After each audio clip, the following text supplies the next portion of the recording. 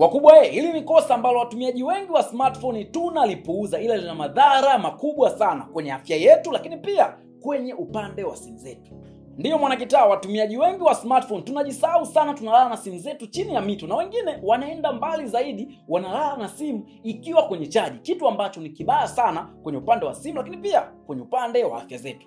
Kitu ambacho tukijui mwanakitaa ni kwamba simu ambavyo unalala nao chini ya mto, kuna joto ambalo linatengenezwa sana kulingana na aina ya material ya magodoro yetu, lakini pia mito yetu, na joto likitengenezwa sana mwanakitaa, hii inaweza ikaleta madhara kwenye simu, kwa sababu joto linavyotengenezwa sana, simu inapata moto sana, hasa kama simu unaichaji mwanakitaa. Wengi tuna experience simu pia huwa zinapata moto hata tukiwa tunazitumia. Imagine umeiziba pia na mto, lakini pia iko kwenye godoro. Kwa hiyo hata joto linakuwa jingi sana, kitu ambacho kinaweza kapelekea madhara kwenye betri, kwa sababu aina ya betri za sasa hivi joto ni moja ya kitu ambacho zimepishana nacho sana. Kwa hiyo in case joto likawa jingi sana, ina maana simu pia itapata moto sana, kitu ambacho kinaweza kuleta madhara kwenye betri au kwenye vitu ambavyo vipo ndani ya simu.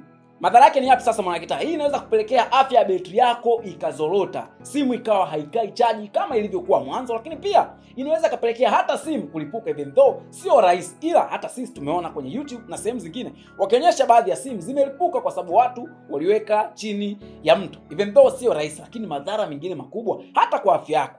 Haushauriwi kabisa kulala na simu chini ya mtu, tena hasa ukiwa unaichaji, kwa sababu mionzi ya simu na ubongo, nadhani wanasayansi hao wanasema hivyo, sio vitu ambavyo vinatakiwa kukaa kwa muda mrefu hivyo. Kwa ukilaza chini ya mtu pale mwanakitaa, inaweza kuletea hata wewe madhara kwenye upande wa afya yako. Nikasema anyway, ngoja niongee na wanakitaa, naamini wanakitaa wamesikia, lakini pia haulazimishwi.